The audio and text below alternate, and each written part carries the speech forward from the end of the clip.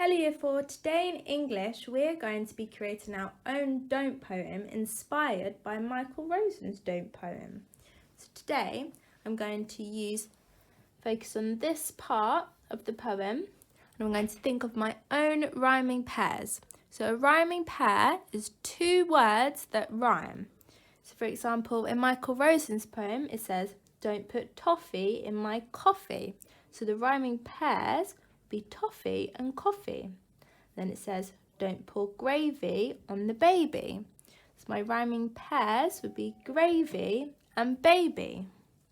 Then it says, "Don't put beer in his ear." Beer and ear would be my rhyming pairs.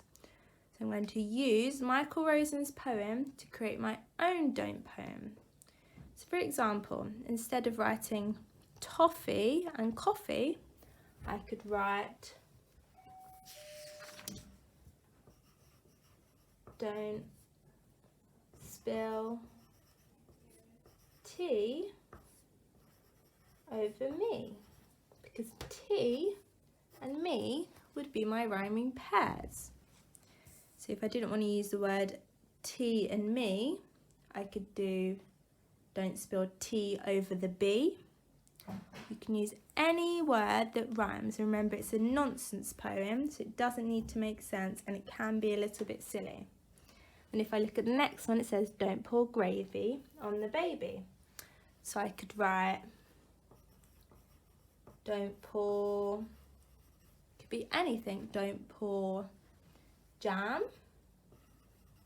So that would be my first word. And I need to think of a word that rhymes with jam. So I could put, "Don't pour jam on the lamb." Remember, it doesn't need to make sense. So that would be my rhyming pair.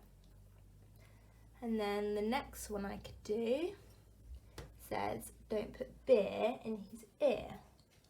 I could put, "Don't put a clock under a rock." So my rhyming pair would be clock and rock.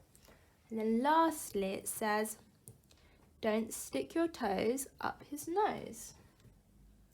So I could put, "Don't stick your hair," and then I need to think of a word that rhymes with hair. So I could think of chair, or what other words could I think of? Hair. Rare, it would be rare. But I'm going to put chair.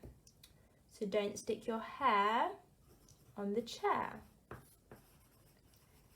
So then my rhyming pair, hair and chair, because they rhyme, they have the same sound.